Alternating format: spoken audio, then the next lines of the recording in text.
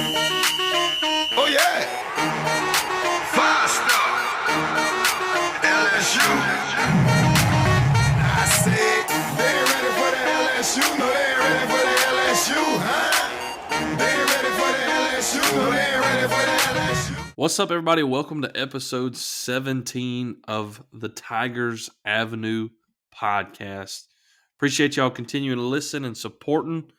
Got some news and some updates and everything all tied into this episode, as well as some former Tigers doing some incredible things in the NFL. Let's go ahead and start it off right there. Man, Joe Burrow, Jamar Chase, and the Cincinnati Bengals. What an incredible run they are on in the playoffs. And here they are now finding themselves in position to win a Super Bowl. First time to win the AFC Championship since 1988. What a legend that Joe Burrow is, and the legacy that he has built around himself seems to continue to grow. I'm not going to lie, Zach, I really thought that Kansas City was going to win this game, seeing as it was in Arrowhead. Kansas City seemed like the hottest team in the league at the moment. And I really just, with their playoff experience and Patrick Mahomes' home game, I really thought that they were going to win this game. But Joe Burrow does what Joe Burrow does and leads his team to victory. This game was so crazy similar to the first time they played the Chiefs. It was crazy. Like, the game opens up and the Chiefs are absolutely dominant offensively, and it seems like the Cincinnati Bengals have absolutely no answer for their offense. Their defense is just getting ran all over, and that's how it went in this game. And the offense is not quite there. It's kind of going, but it's not there yet. Same thing in the second game here in the AFC Championship. The offense is there, but it's not quite there. And it goes to half, 11-point deficit, just like it did the first game. 28-17 in the first game, 21-10 in the second game. And then the Bengals in both games stepped up on the defensive side of the ball and did not allow the Chiefs to score a single touchdown in either game in the second half. After like a completely dominant performance in the first half of both games, the Chiefs were absolutely shut down. In the first game, they only kicked one field goal in the second half. And for this game, the AFC Championship, they only kicked 2 field goals in the second half. And Joe Burrow and Jamar Chase and Joe Mixon and T. Higgins and Tyler Boyd got it done on the offensive side of the ball to complete the comeback and win the game in overtime. And what an incredible play by Jesse Bates out in the open field to bat that ball down from Tyreek Hill and for it to fall right into Von Bell's hands. It just was perfect. The offense marched right down into field goal position, and none other than the shooter himself, Evan McPherson, Mr. Automatic, drills the game-winning field goal just like he did against the Titans. I think that Evan McPherson, honestly, so far, has been the MVP of the playoffs because he has been incredible, not only in the playoffs, but their entire season. They are proving why they used a draft pick on a kicker with him, because he has been incredible in his rookie season. Last I checked, he leads the league as a rookie in 50-plus yard field goals. So here they are in the Super Bowl. They're going to be playing the Los Angeles Rams. And how crazy is this, Zach? 54 years went by. 54 years went by with a Super Bowl that the team that hosted the Super Bowl, the city that hosted the Super Bowl, their team did not make it to the Super Bowl. 54 years. And in back-to-back years, the team hosting the Super Bowl makes it to the Super Bowl. Of course, last year it was the Tampa Bay Buccaneers, and this year the Los Angeles Rams make it. So this is another Tough game, obviously. I mean, you're in the Super Bowl. You're going to be playing a tough opponent. Two best teams in the league. But not only do you have to play them, you got to play them in their stadium. You got to go to SoFi. You got to fight a home crowd, essentially. And it is what it is. But people claimed that the Chiefs had the best home field advantage or one of the best home field advantages in the league with the Red Kingdom, the Chiefs Kingdom, whatever you want to call it. And it really didn't seem to phase Joe Burrow that much. So I don't think he's too worried about it, in my opinion. So I'm pumped for Joe, and obviously we're pulling for him and hope for him to do the best possible in the Super Bowl. And how incredible would it be, Zach, to see Joe Burrow in his second year in the league lead his team to a Super Bowl when last year he only won, when he started, he only won 2 games. And the entire season, the Bengals only won 4. Of course, they won 2 more after his injury. But a 4-win season to now in a Super Bowl appearance. It is quite the turnaround. And, I mean, all the credit in the world to Joe being a leader and Jamar being this X factor to add another weapon to their offense. T. Higgins, Tyler Boyd, all those guys I listed, Joe Mixon. It's just a fun team to watch. It really is. And nobody really gave them a chance in the AFC Championship. Now here they are. And I'm so excited about it. And another thing is there has never been a player to win a national championship, to win a Heisman, and then go on to win a Super Bowl. And Joe Burrow has the chance to do that all within like 3 years. He's set up and the himself MVP. to do that. And, I mean, I don't think he'll win the MVP, but I don't either, that would be but incredible. at this point, how he's playing, man, it seems like he deserves it.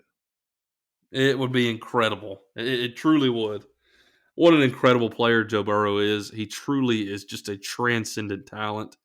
Legend. I mean, I don't know if I've ever seen a guy be so poised in just about every situation he's put in. Never out, never down. Just incredible player. Truly incredible. Talented as all get out. Poised, mature.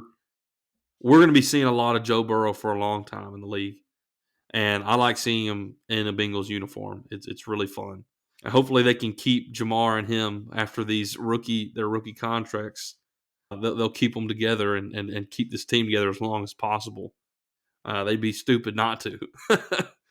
So For real. if they could solidify a Super Bowl this year and then maybe push for a few more before their rookie contracts finish up, man, pay them. When it comes time, they're going to be paying Joe Burrow some big money. I tell you what, he's going to have a big contract when his rookie contract expires. Well, Zach, what are your thoughts on what he's accomplished and what it means to Louisiana and LSU for Joe Burrow to do this? Well, first off, I think it's really cool. I don't know if you've seen yet on social media, but man, he comes into LSU. He's got 2018 and then 2019. He does what he does in 2019, and we go undefeated and we win the national championship. He goes to the Bengals. He gets injured the first year. He sits out. They only win 4 games in total with and without him. And then he comes into his second year, and he has now taken that team to a Super Bowl in his second year. And really, Reagan, if we're being honest, it's more like his rookie season because of how much he missed last year. I mean, you could say maybe his season and a half or so now that he's played, but really more so, it's like his rookie season, and he has led this team to the Super Bowl, which is just absolutely incredible. And what a huge, huge recruiting tool for LSU, especially coming off this weekend, where you have all these big time recruits that are in Death Valley. And then on Sunday, you turn on the tape and you've got Jamar Chase and you've got Joe Burrow going to the Super Bowl and beating the top ranked team in the AFC, really, the favored team in the AFC to go to the Super Bowl in the Chiefs. And then you turn the channel and you've got OBJ catching the first touchdown of the Rams and 49ers game, right? I mean, NFLSU is alive and well. And man, the Super Bowl is going to be 4 hours of watching an LSU football recruiting ad. It's incredible, and I'm excited about it. Now, talk about the game. I think the game, honestly, I know some may disagree with me here. I think the game was won in the first half, and here's what I would say. They were down 21-3, and they take over. And I felt like at that point they had to have a touchdown. Like they had to score before they got to half and get just some sort of momentum going for that team because it was looking like it was about to be a rout, right? It was kind of looking like, the first game they played in the beginning. Same situation. And man, you could tell when Joe Burrow, when they had that play set up to Samaje Perine, you could just tell, see it in Joe Burrow's face before pre-snap. He was confident, he was composed, and was still in the moment. He hadn't given up yet. And, they throw that little screen pass to Samaje, and he takes it to the house. It's 10-21, and you're going, okay, let's get to halftime. Y'all get the ball at half, and then we can try and come out at half and score a touchdown. And lo and behold, the Chiefs go right down the field, and they're at the 1 yard line because of the pass interference by Eli Apple. And you're going, well, crud. So much for that. And then as much as crap as Eli Apple has taken this week, and he deserved it, but he stepped up and made a huge play there before the half on the hit on Tyreek Hill to keep him out of the end zone and keep that a ball game. I questioned why Andy Reid did not kick the field goal there. Because hindsight's always 20/20. But if you kick the field goal there, then that field goal you kick at the end of regulation is for the win. So yeah, I think the game was won in the first half, but they really made wonderful adjustments offensively and defensively in the second half to be able to take over that game. And so yeah, man, I'm excited. I'm pumped. Joe Shiesty, Joe Burr, Joey B, man, whatever you'll call him, he's the legend. He is a legend. It better be soon that LSU is building a statue of him outside of Death Valley because, man, if he goes out and he wins a Super Bowl here in a couple of weeks, look out. Yeah, I don't think it'll be very long before there's a statue of Joe Burrow. I don't think it'll take very long to get one out there. I mean, Heisman, national championship. If he wins the Super Bowl, Super Bowl winner, it ain't gonna be very long. Well, they got to give it I think it's a 5-year period or something like that before that happens. But man, put it up now. Yeah, I mean, I don't see a situation where there isn't a statue of Joe Burrow. I think it'll be sooner than later. If But there we're isn't, then excited for LSU Joe. fans are going to come and mob the campus. It'll be sooner than later. There's no doubt about that. And we're excited for Joe and Jamar and all the LSU players competing in the Super Bowl. Just goes to prove what kind of talent LSU puts out all the time. All right, let's move to the hardwood here. LSU basketball had a split week. They win a game against Texas A&M. They lose a game to TCU in Fort Worth. The Texas A&M game, I guess we'll start there. Tigers win 70-64, and really a hard-fought game all game long, back and forth, tooth and Wasn't nail. pretty. Wasn't the prettiest game ever, that's for sure. And, Brandon Murray had an incredible game that game, and I was really pleased to see how he played, and Eric Gaines, and, of course, Tari Eason. And we were short in that game, shorthanded again. I really thought, like I said in last week's episode that we would be full health again with Days and Pinson in the A&M game, and that just wasn't so. You're short Days and Pinson again, but they went out and they got the dub, and Eric Gaines came up massively at the end of the game. They took a 2-point lead. I think it was 66-64, and man, there was a lane as big as it could possibly be for this Texas A&M player to drive to a wide open bucket just for a layup, or it looked like he was going to slam it, but I mean, he was wide open. And Eric Gaines he was definitely going to slam it. It was wide open, and Eric Gaines comes out and just glasses it. We blocked it. Texas A&M kicked it back out, missed the three. We got the rebound. They started fouling, and we hit the game-winning, game-sealing free throws to put the game away. That was a tough game, and it sure, like you said, wasn't pretty, but they got the win without Pinson, without Darius Days. It goes down as a W, though. Now, we moved to the TCU game, Zach. We lost, and that's just is what it is, I feel like. I mean, I don't want to make any excuses for this game. I mean, because there was way too many things we did wrong in this game that we could have done right. And I will say Days was in. Pinson was on a very strict minutes limit. He only played, I'm not sure exactly how many minutes, but it was only in the first half. 7 minutes. 7 minutes in the first half. And he played all 7 minutes in the first half. He didn't play any in the second half. And I'll tell you right now, it was very apparent as to why Pinson has not been playing. Pinson was very clearly not gimpy, but he was very ginger on his leg. He was very easy on his leg. He was wearing a brace. It was not the typical fast-cutting Pinson that we're used to seeing. He was not moving harshly on it. He was not making the type of cuts we typically see him do with the ball in his hand.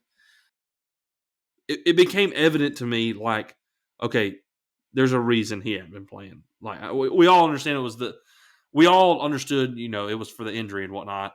And we were told a few days to a week, and we're all like, what in the world? Why is this taking so long? Well, clearly he's taking longer than expected to heal, because he was taking it very easy on his leg Saturday. And I just feel like even with him in those 7 minutes, it still wasn't the same. Even those short, 7 minutes that he was in, it still was not what we were used to seeing. The offense wasn't what we were used to seeing under a Pinson-led offense, because he wasn't able to do what he normally could do. Days had a great game. I mean, he was attacking the board, playing really tough, banging down in the paint. I really liked his game on Saturday. I feel like recently, Imwani Wilkinson has arisen as our best three-point shooter. And I know that's crazy to say. Like, he's shooting at 46%. Yeah, 46% from behind the arc.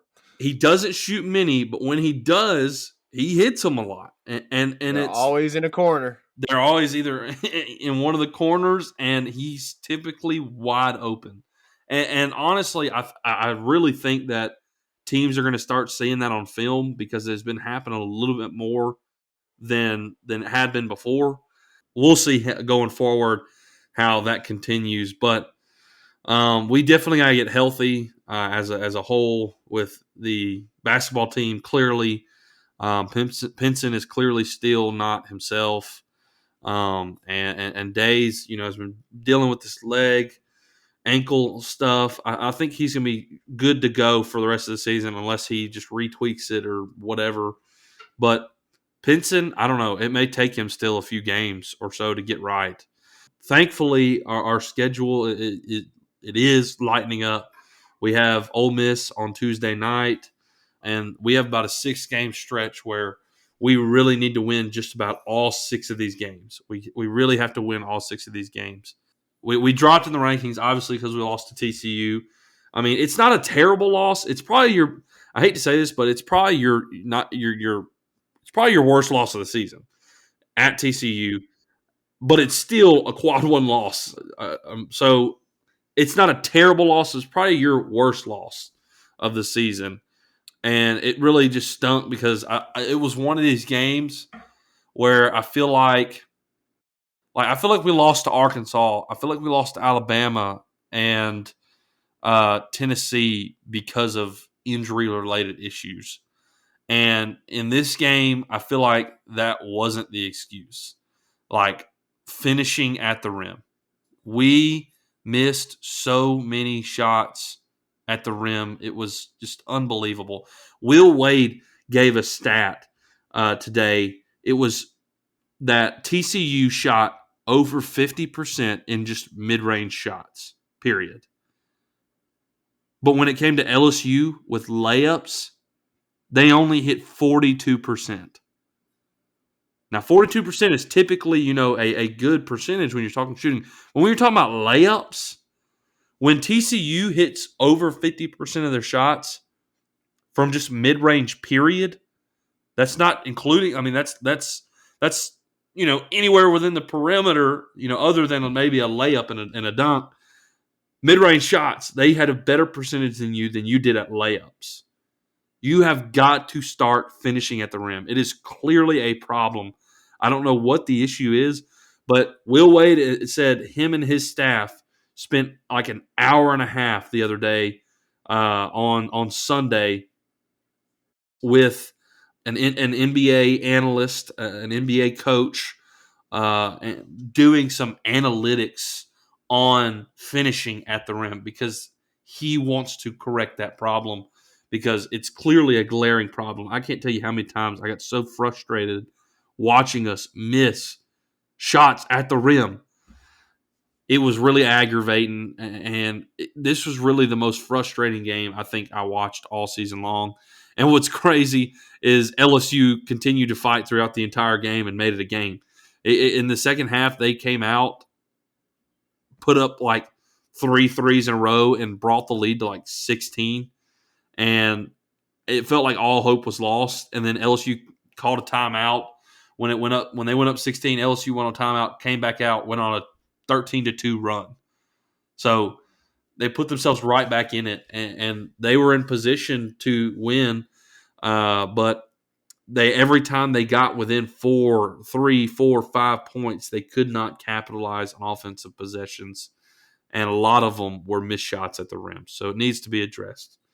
Zach, what's your thoughts here on the basketball team and going forward? And man, what needs to happen for us to get some prolonged success here? Man, I'll continue to reiterate this throughout the season.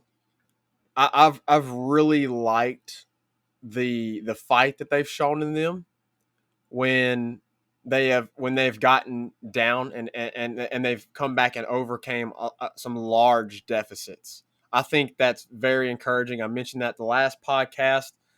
And the reason I say that, again, something I'll continue to reiterate, is because this year it's just going to be really hard to win on the road because of the inexperience with your freshmen from this year and your freshmen from last year not playing in true road games, not playing in any type of environment like that in college basketball.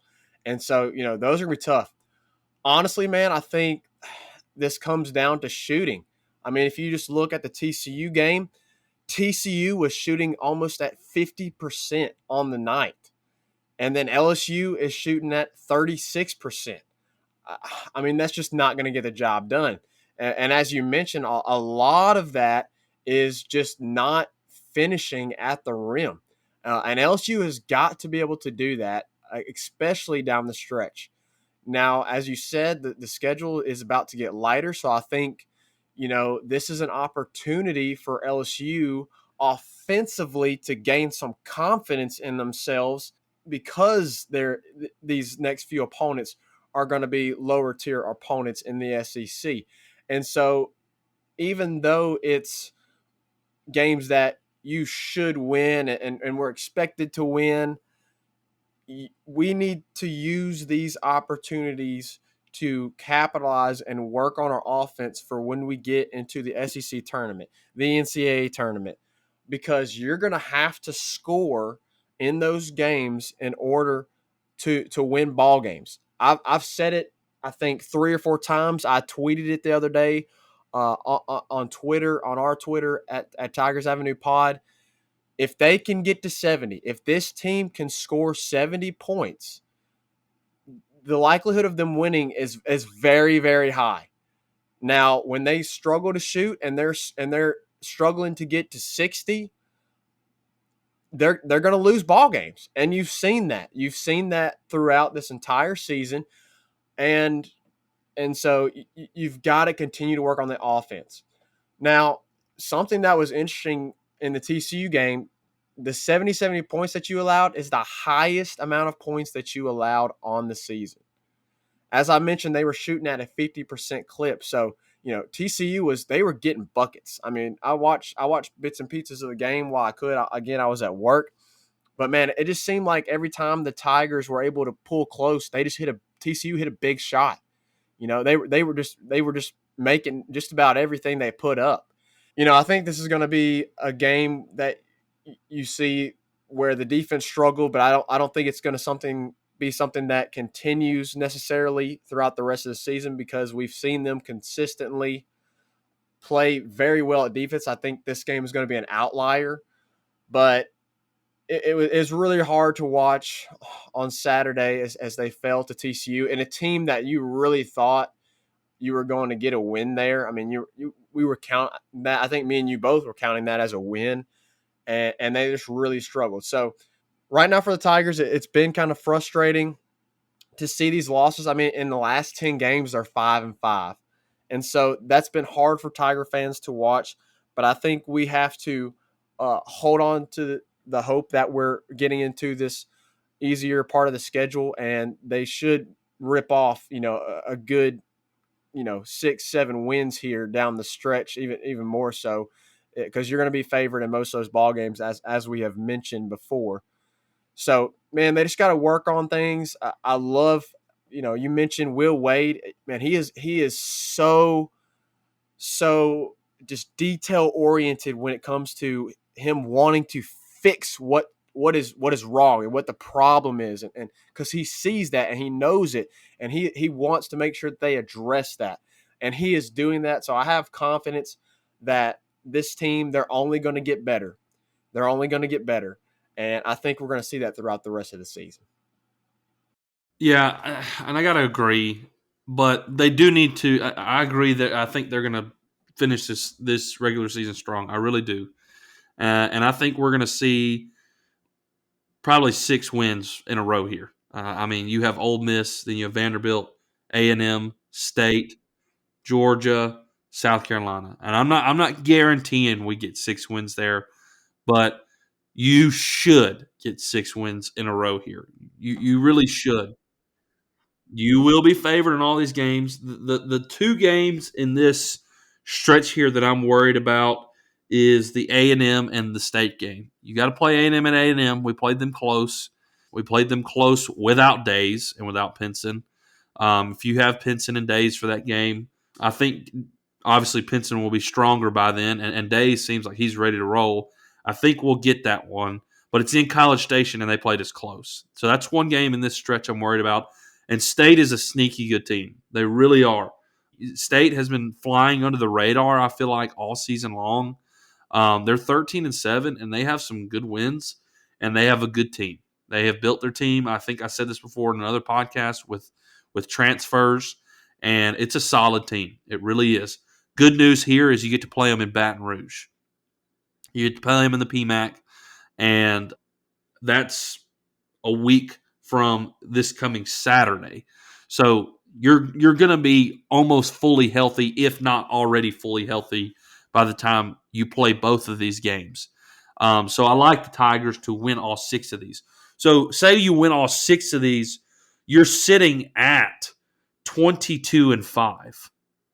You're sitting at 22-5, which I feel like is a really good record. And then You play Kentucky at Kentucky. I'm going to say it's a loss. You play Missouri into the PMAC. You play Arkansas and Fayetteville and Alabama at LSU. Now, like I said, you really need to capitalize on all 6 of these games because you got Kentucky at Kentucky, Arkansas at Arkansas, and Bama just beat Baylor in their own stadium, the number 4 team in the country, on Saturday. You get to play Bama in the PMAC this time, and you probably get to play them at full health this time, and you only lost to them by 3 points last time. So, and let me not look past Missouri. Missouri has had some great games this season too. They have they beat Alabama once and gave them a run for their money another time. So they're not a team to look over. They are 8-12, so they have a losing record, but you don't want to look past anybody. This is the SEC. I really feel like the Tigers are going to roll here, especially when Pinson maybe can get back to himself. So I'm trying not to worry too much. The TCU loss, got me down a little bit, but I'm trying to keep my head in the right space here with these guys. Hopefully they'll correct some of the finishing at the rim. And I think by the end of the season, we'll like where the Tigers sit. Honestly, I really do. Your net ranking is still really good. I'm pretty sure our net ranking is still top 15. The Tigers did drop in the AP poll to 25. I'm not really worried about the AP poll anymore. I'm really more worried about quality wins and RPI and net rankings. That's really what I'm worried about now as we look towards the last stretch of this season. Lots of wins for LSU left, and there's going to be some games that we're probably going to lose, like Kentucky, but there's also chances you can win those games and prove to be the team that we know this team really is. I mean, this team, full health, beat Kentucky, beat Tennessee. Like, we beat the Kentucky team that just went and beat Kansas in Kansas. Like, this team has the capabilities to do some incredible things. Speaking of basketball, I am excited to announce that on our next podcast, we are going to be having guests on the podcast. The Balcony Bengals are going to be joining us. If you do not know who the Balcony Bengals are, you need to go to Twitter and you need to go look them up and you need to go follow them. They are a group of, tee it up. They are a group of students at LSU that have really done an awesome job at just showing so much support and love for both basketball teams, and not only basketball, but man, they're getting excited for baseball and football. And man, I'm so pumped and excited and ready to have them on the show. So I'm looking forward to that next week with them.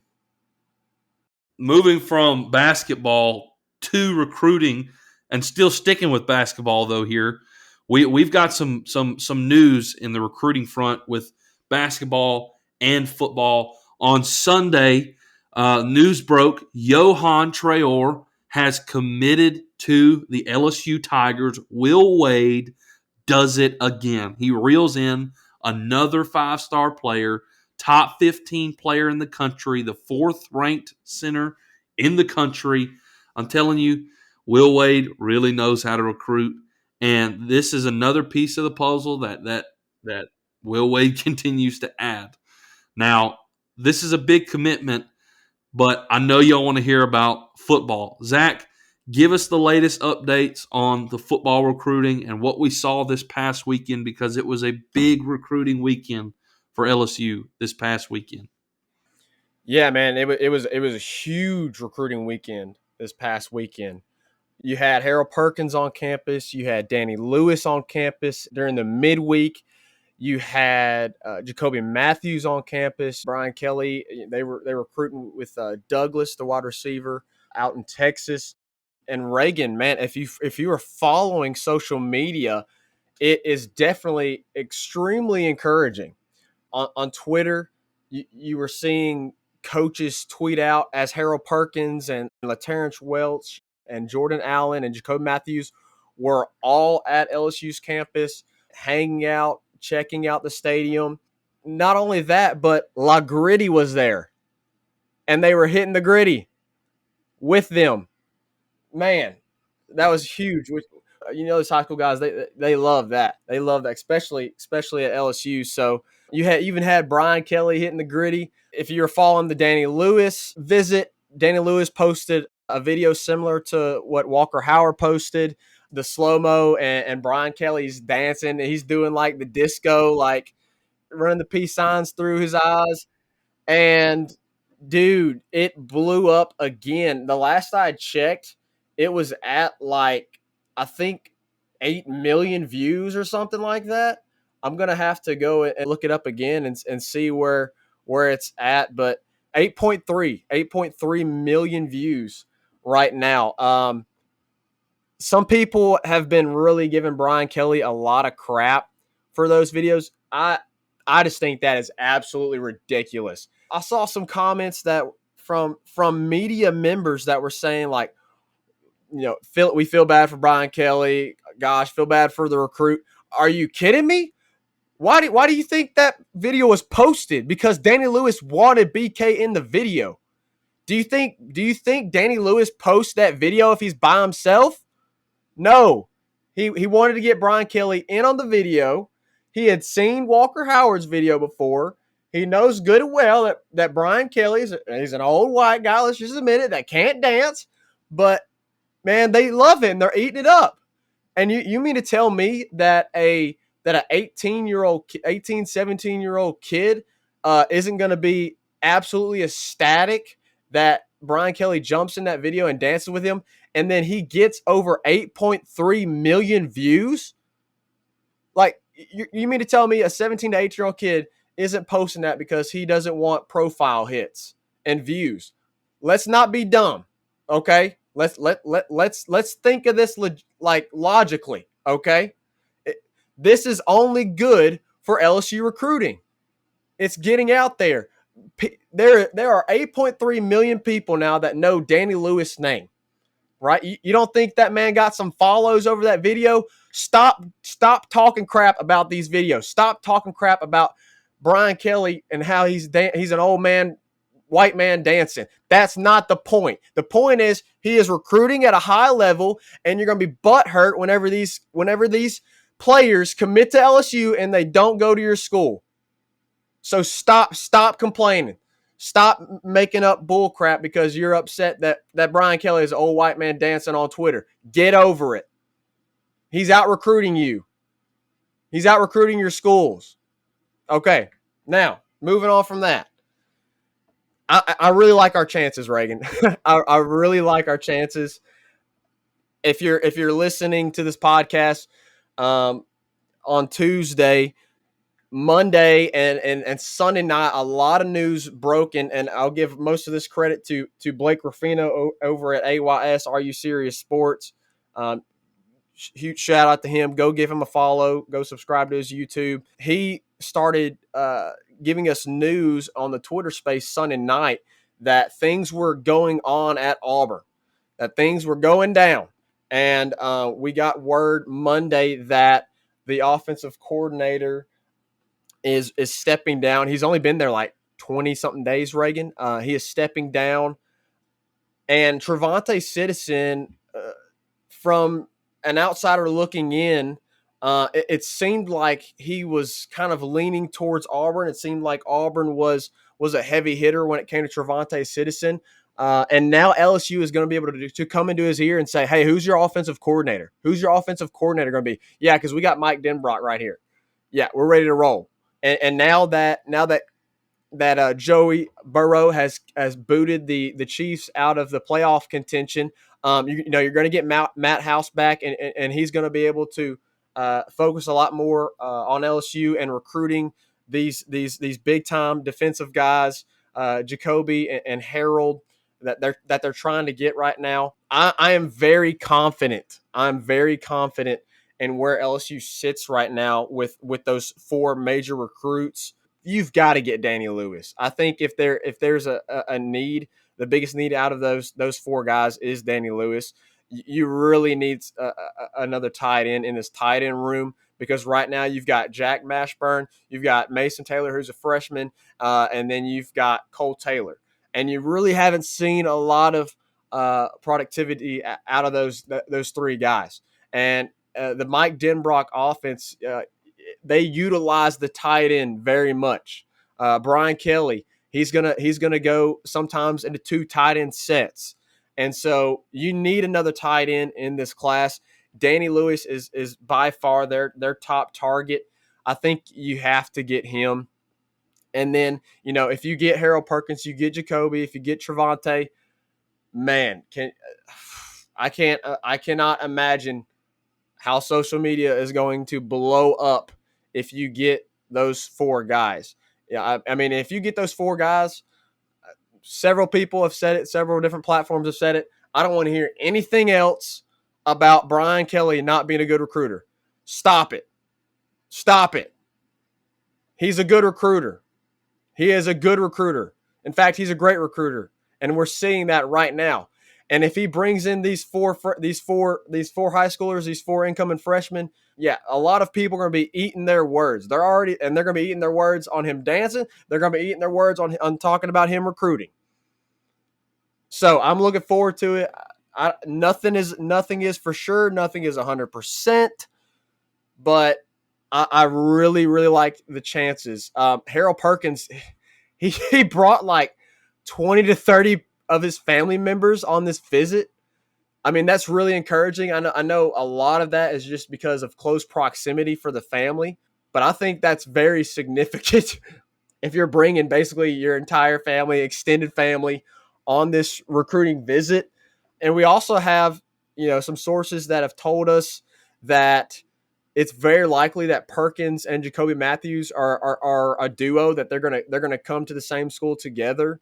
So, you really like the chances for both of those guys. With the Danny Lewis video blowing up, you like those chances.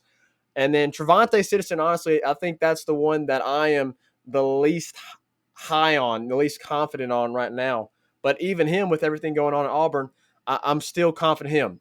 Now, I'm not going to say we're going to get all four because, it's recruiting. Things happen. We remember 2019 when we, from the 2020 class, we missed on Rakeem Jarrett. We missed on Jermaine Burton, and everybody in LSU thought that they were locks, right?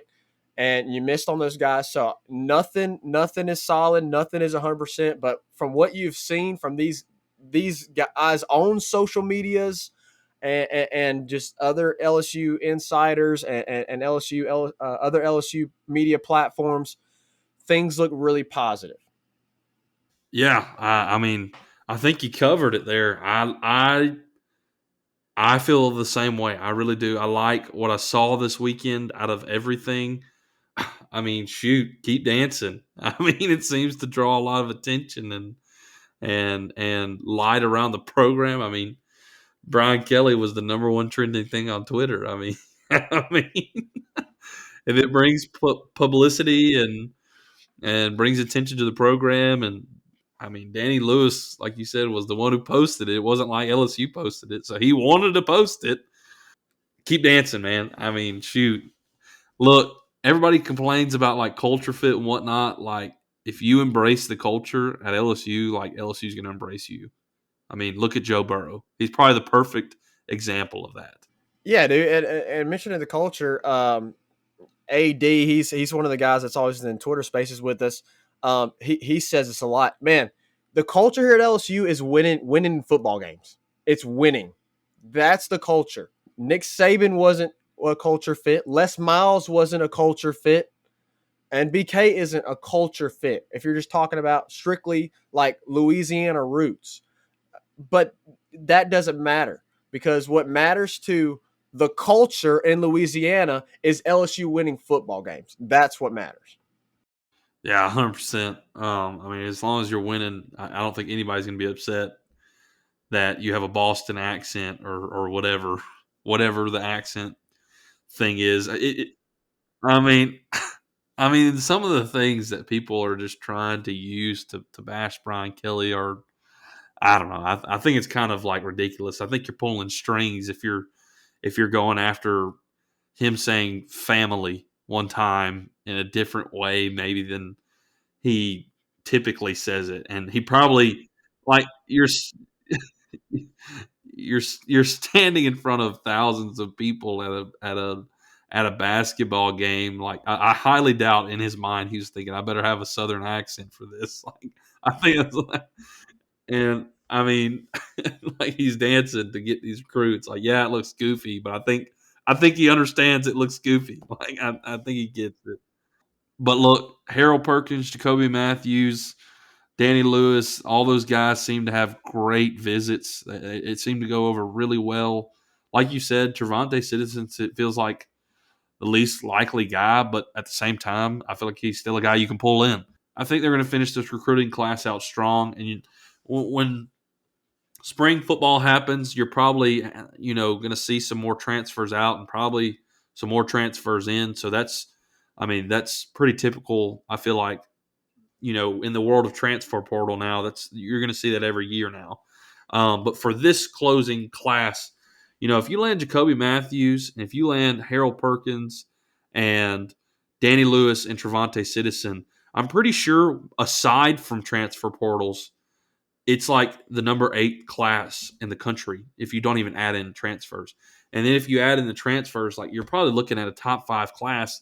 And Brian Kelly has only been at LSU for like maybe a little over a month or something like that. So really exciting times for recruiting at LSU. And if we can finish these guys out and get these guys to come to LSU on signing day on Wednesday, I mean, holy cow. Well, what a recruiting class from Brian Kelly, and all the praise, and applaud will go to him for what he's done in this short amount of time. But it's exciting for sure, and we'll see what happens on Wednesday. Hey, that's all we got for you this episode in the Tigers Avenue. We always appreciate y'all coming and listening and supporting. We got a new website up. Go check that out, tigersavenue.podbean.com. It's got some pictures of us at LSU games at different times in our life growing up. It's got some links to 5-Star Hero with some of his merchandise and his music. And all of our episodes. So go check us out on our website, tigersavenue.podbean.com, and make sure you go follow us on Twitter at Tigers Avenue Pod, at Tigers Avenue Pod. Right, it looks like we got a guest on today's show for the outro, man. What you got for us, Zeke? I'll see you next time. Go Tigers! Tigers, LSU Tigers. Who that 5-star? Who that 5-star? Who that 5-star? And the LSU Tigers.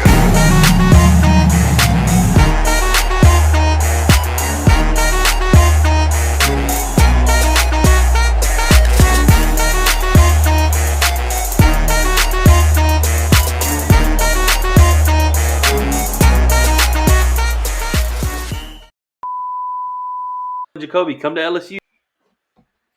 Toby, come out of LSU. Harold and Jacoby. Kobe! Come to LSU. Come to LSU. You gonna say it? Yeah. All right, say it. Cool. Come into varsity LSU. Zeke, Go Tigers! say, bye everybody. Go Tigers. Bye, go Tigers! Nice. No, don't lean into it like that. Look right here. Say bye everybody. Say bye everybody. Go Tigers. Bye, everybody. No. Like stay right here. Now say it. Now say it loud. Right there. No. Don't scream. Just talk normal, like Daddy is right now. Say bye everybody. Go Tigers. Bye, everybody. No. Not whisper. Say bye everybody. Go Tigers. Go, bye. Bye. Go Tigers.